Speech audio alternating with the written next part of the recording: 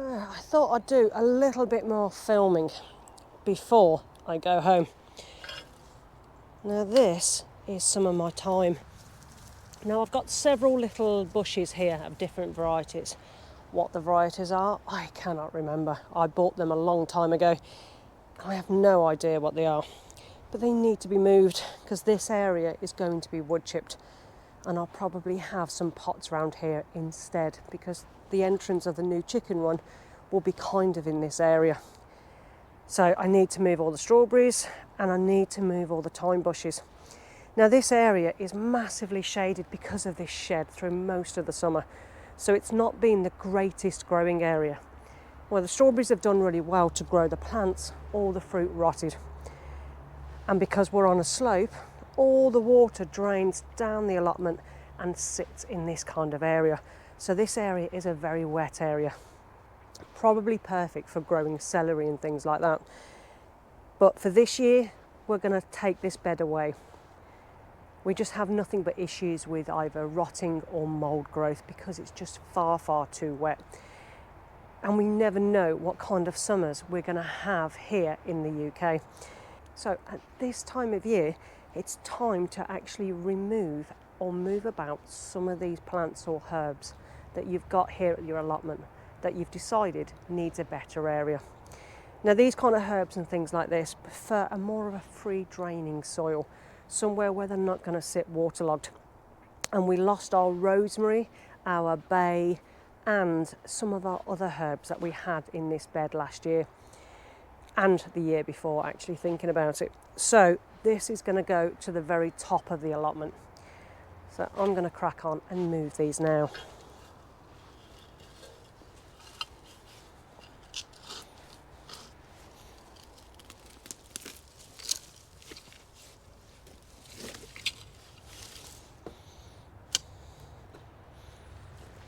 Now because this area was composted, the roots are going to come out really quite easy of this area. But this, now, I can check the roots to make sure that there's no major issues. But you can see it's quite compacted on the bottom, where just below is the heavy compacted clay soil. But within the compost itself, the roots have spread out beautifully. So now this needs to be moved to the top. But I may as well take out the others first.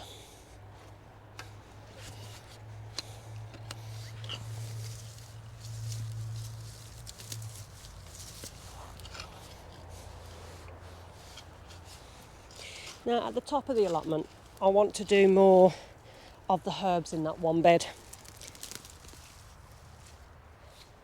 It gets plenty of sun. It's a little bit drier, and I'm hoping that they last. Now there's no guarantee with anything that you move is going to survive, and it may be in a little bit of a shock, especially since it is quite cold when I'm moving. But either way, they have to be moved, and if I have to buy new thyme bushes for next year, then so be it.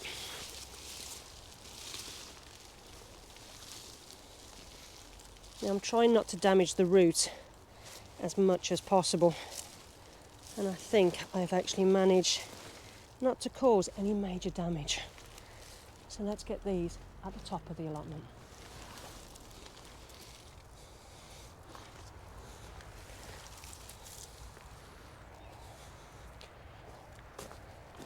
So this is the area that they're going to go in, which is the very top of the allotment, and it gets plenty of sun. Some of the sage that were given to us from seed from some of the other allotmenteers are growing really, really well here. And it's the same area where I grew all the peas and beans and things last year. Now this is a relatively new bed, but I think this turned into a beautiful herb bed to border the actual allotment, where you'll get the scent of those herbs as you first walk through. Will be a great addition to this area. Now the ground is frozen, but it's actually not that bad. And as I go along, I'm pulling up any couch grass roots or any other roots that we find. of the weeds. Because if you leave this in here, this will be a whole mat for next year.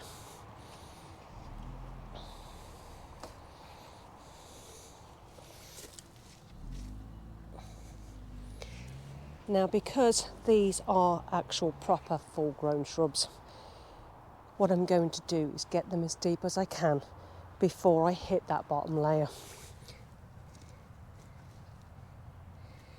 And the one thing I've just noticed, I've actually got some weed membrane here, which I actually don't remember putting in because it's something that I never do, is put the weed membrane down underneath soil. So this must have been just below the surface originally, which is quite disappointing. Now, I'm not going to be able to pull that weed membrane up without demolishing this whole of this bed, which I don't want to do. So I'm going to put them in as deep as I possibly can and then add more compost in this area.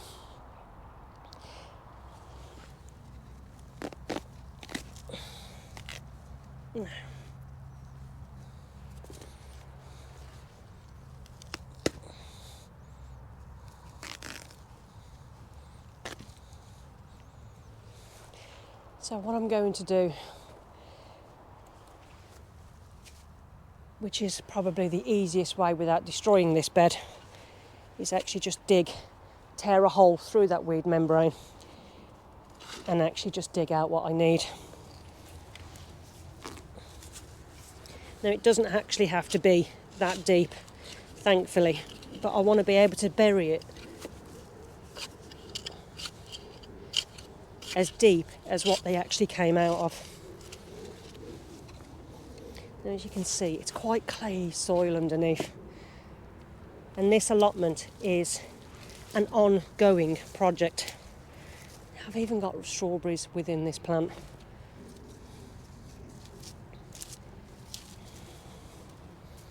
Now, what I'll do is I could cut these back now, but I'm going to leave them as is.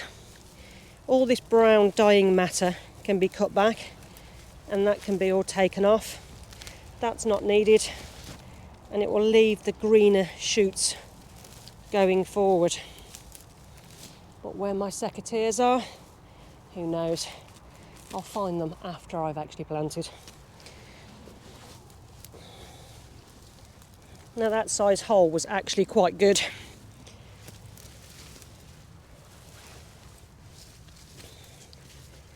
And I'm just going to backfill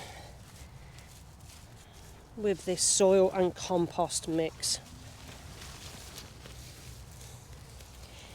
Now, we do have issues with foxes here, and we'll probably come down over the next day or two and find the bushes pulled out and the beds completely dug over. But that's an ongoing battle.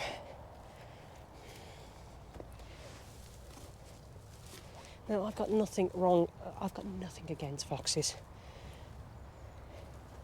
But they are very, very destructive when you're trying to grow your own fruits and vegetables.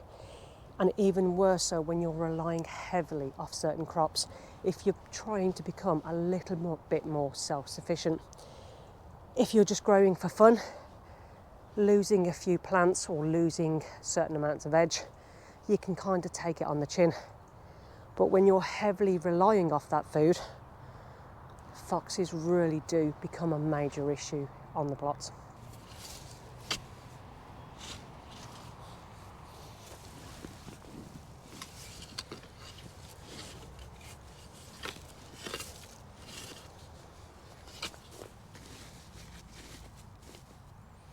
Now, I've got a lot of, I think it's creeping buttercup here, and I'll have to start getting rid of that soon. Otherwise, it really does spread very, very easily.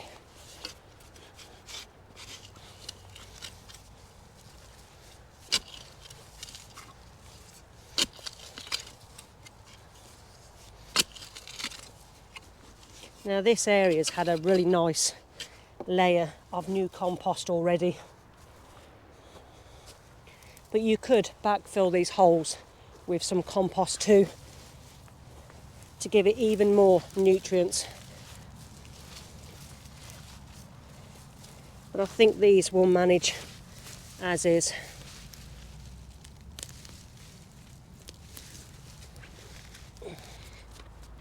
Well, the mud's frozen to my knees. Now, if these survive, fantastic. But they weren't going to survive in their old area because it was going to be removed.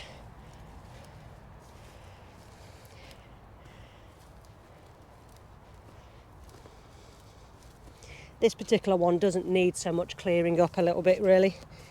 That one definitely does. And hopefully they'll be happy in their new home. Now, this sun is so nice when it's out, but it's quite bright.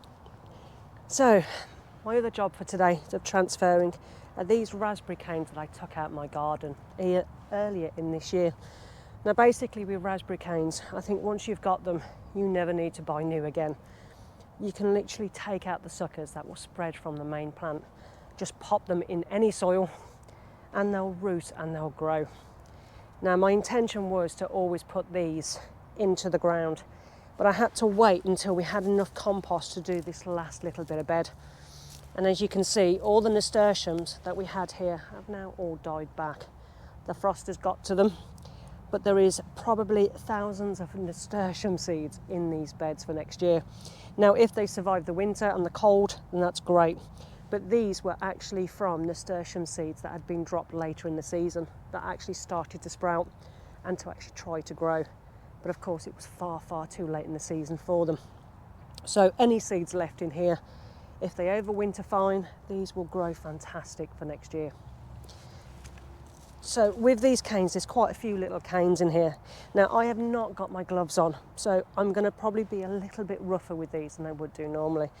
But raspberry canes really can take a bit of a beating, and they're not too delicate. Now, all this is this year's growth, so I'm not going to cut back anything apart from the one, which is this very, very thorny one here. And I'm just going to cut that down to ground level because I don't need that one. This is a thornless variety, but every so often I'll get a rogue one that's very covered in thorns. And this is the previous year's growth, so I don't need this. Now, this is summer fruiting raspberries, and I don't know what the name is. It's been in the garden for a long, long time, and I decided I needed to remove it because it was impeding into the pond. And I didn't want to get the liner damaged. So I pulled up some suckers, some fresh this year's suckers, and decided just to put them in the pot and just leave them be for this year. But it's a fantastic tasting raspberry, and I don't really want to lose this variety.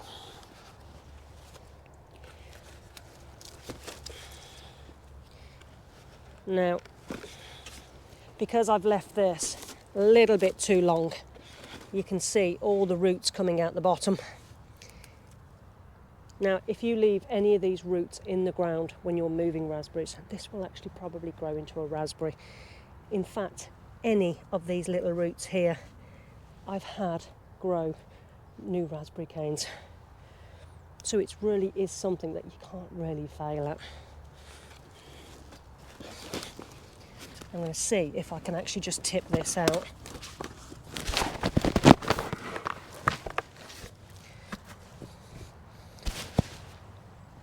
Now, this is pretty frozen, and I probably should have done this a few weeks ago before the hard frost hit. But let's see if I can try and separate some of this.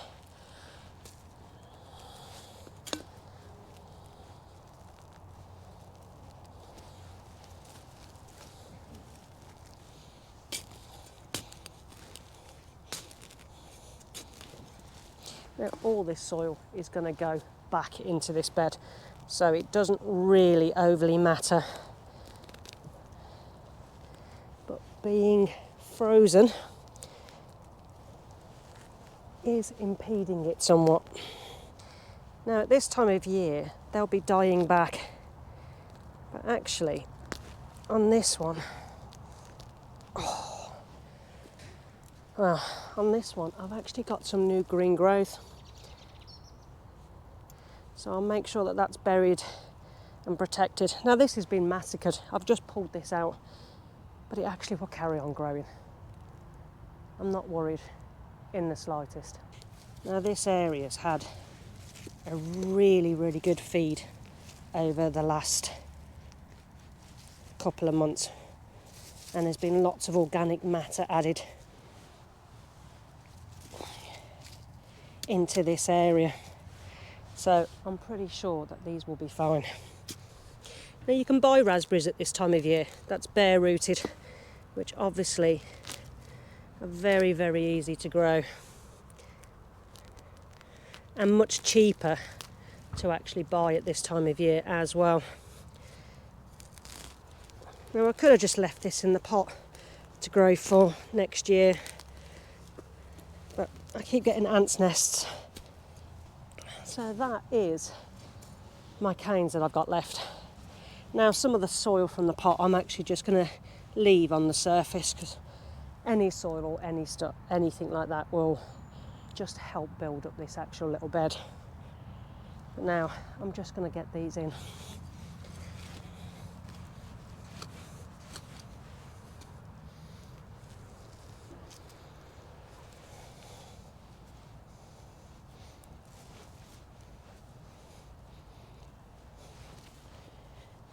Now I'm roughly doing about 3 canes across, and because I know how invasive raspberries can be, doesn't need loads of care. Now this is the kind of growing that I want to do more of for this year anyway, is plants that don't need loads and loads of time. Now yes, they do need trimming back, they do need a little bit of care that way, a bit of food, a bit of watering, but in general it's not something that you have to re-sow every year. Now yes, I do predominantly no dig, but no dig doesn't mean no plant. If you have to plant something that you have to dig a hole for, don't get caught up in it and feel that you can't do it because you're trying to do no dig. People are so pedantic these days.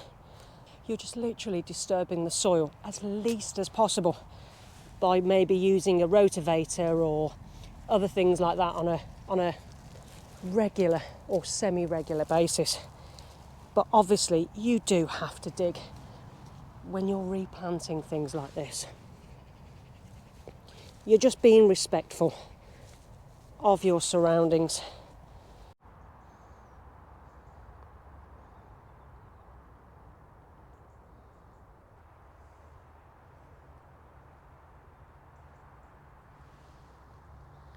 So that's me incredibly muddy because the local foxes took my gloves, so I had no gloves to actually use to protect my hands. But that's those raspberry canes in. Now they should be okay. Now I'm not going to water it because the soil is actually really quite moist. And I'm a little bit worried at this time of year, if I put too much water in there with the hard frost that we're getting, it's actually not going to do the roots any good while it's just being transferred. So they will be absolutely fine. The herbs, hopefully the thyme and everything else will be absolutely fine. But if it's not, it's no big deal. I'll regrow for next year. I would rather try and reuse these plants if I have to change an area than to just get rid or go onto the compost pile. What I may do for early next year is take some new cuttings off of these and actually grow some new plants and actually start harvesting more time to dry for home use. Now, I did manage to pick up another red currant bush in one of the sales, and I haven't had a chance to plant this yet.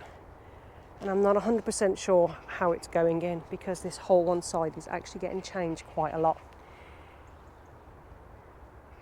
So that's a plan for a different day.